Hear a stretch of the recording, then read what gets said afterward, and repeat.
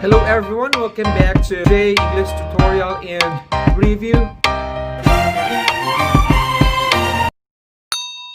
This video tutorial is part 2 or the second part of my tutorial or review on the modal verbs. And if in case or if ever you have not yet watched the first part, I am inviting you to please watch it, and you can or you may find the link in the comment section below.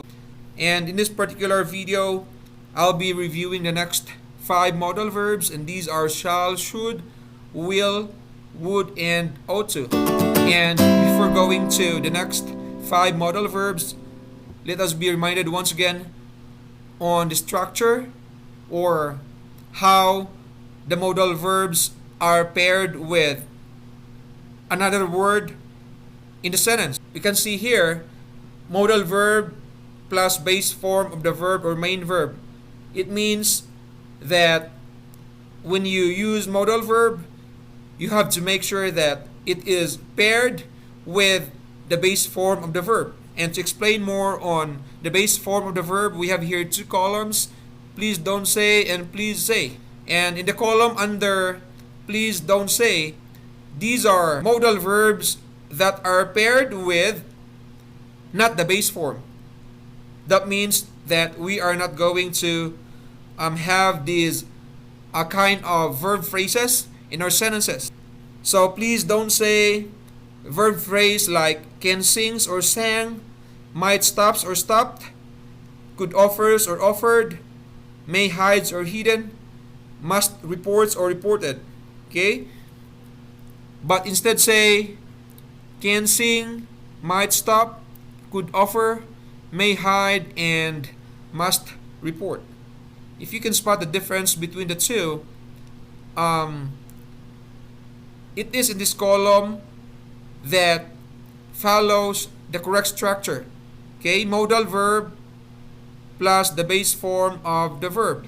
When we say base form again, you don't have to add s or es or d or ed. Okay, so base form is the original form of the verb, just like in the please say column. So it is very important that we are guided with this structure as we learn how to use modal verbs in the sentence. In this video, let's start first with shall. And we have here functions, and just FYI, the functions are the usage that are presented in my tutorial are not limited to the following. It means that there are some other related functions or usage that shall has also. For functions, we may use shall if we talk about future event.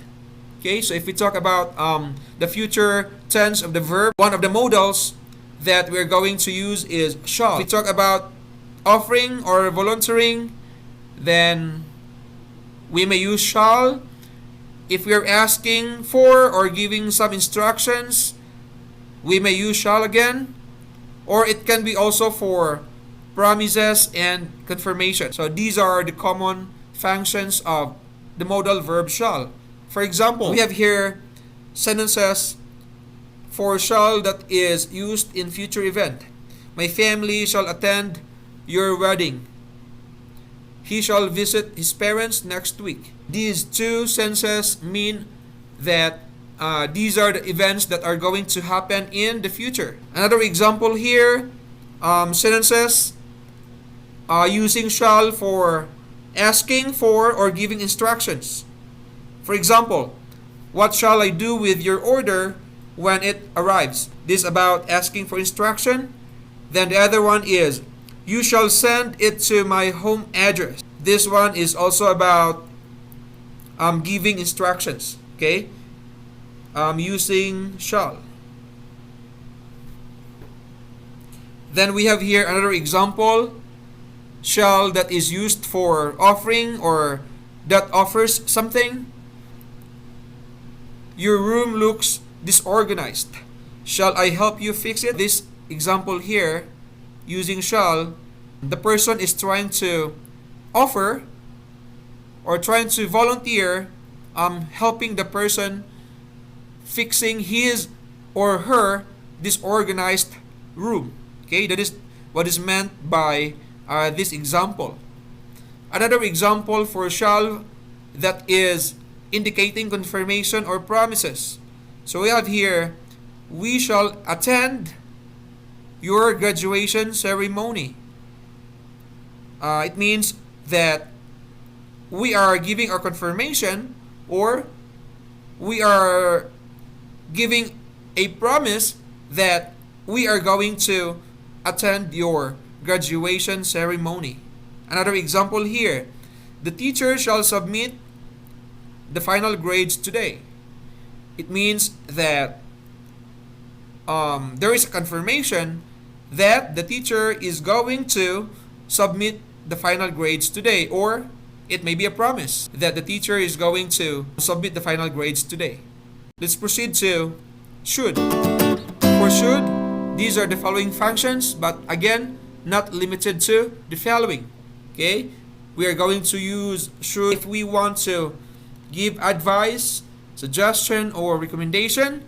Then, if we talk about obligation or expectation, then we may also use should. For example, so we have here should that is used for obligation. The students should take the final test before they are allowed to apply for graduation. Okay, should take. So this statement or example means that the students are obliged to take the final test, or it is their obligation to take the final test before they are allowed to apply for graduation. Another example, should that indicates expectation. After the lesson, the students should write at least 2 paragraphs about the topic. This means that the students are expected to write at least 2 paragraphs about the topic. Then we have here should for, or that indicates advice, suggestion, or recommendation. For example, the doctor recommended my friend that she should take her medication seriously. This example is about recommendation through our verb here, recommended. And it means that the doctor is giving a recommendation to my friend that she should take her medication seriously. Another example, my parents have told me that I should plan in everything I pursue in life. This example is about giving advice to someone. Okay, so that's how to use should in the sentence. Next, we have here the modal verb will. Okay, functions, not limited to the following. Future event. Okay, so if you remember earlier, we may also use shall if we talk about future event. Okay, so the same with will. Then if we want to make decision, that is the time we will use will. Or if we talk about, or if we want to give promises or offers, if we want to offer something, the same with shall. We are going to use will. Okay? For example, will that indicates future event. I will finish my project next week. It means that that is what is going to happen next week, to finish my project. Okay, I'm using will here. Another example, they will submit their proposal this evening. This is what is going to happen this evening, to submit their proposal, or they will submit their proposal. Then we have here an example or examples for or to make decision using will. Okay, the wife said, "What is your plan for the summer?" And the husband replied, "I will visit my relatives in the province." I'm using will visit. Okay, to make decision using will. Then another example here, will that indicates promise or offer. For example, my sister will help you in finalizing your report this afternoon. It means that my sister is offering her help in finalizing your report this afternoon. Or it may be a promise Then another example here, I will let you borrow my notes for your review. So it can be also a promise or an offer. Okay, let's proceed to would. Okay, the functions of would are but not limited to the following. If we want to indicate polite offers, polite request, or what you love, like, or what you usually do. Okay, that's the best time to use would. For example, for polite offers, we have here, would you like to have a glass of milk? Okay, so would and like. Then for polite request, would you bring my bag to the office? Okay, so would and bring. Then if you want to express what you love, like, or what you usually do, you may say, I would prefer staying at home every weekend. Then, my brother would like to work all week long. Both examples or statements talk about what the person would love, like to do. Then, finally, we have here the fifth modal verb, and that is ought to. And ought to has similar functions with should. It's just that many people are more familiar or comfortable with should than using ought to in the sentence. But just take note that they have similar functions. So that is to express advice, suggestion, or recommendation. It can be for obligation or expectation. For example, using ought to, that indicates expectation. You ought to listen carefully to the speaker. It means that you are expected to listen to the speaker. Then, ought to, that indicates obligation. For example, she ought to find a job after her college graduation. This means that it is her obligation to find a job after she graduated. Okay? Or she is obliged, maybe by her parents or somebody or someone. Then, using ought to express or give advice. For example, he ought to talk to the teacher about his final grade. It means that he is advised to talk to his teacher about his final grade. And that's how to use ought to. Okay?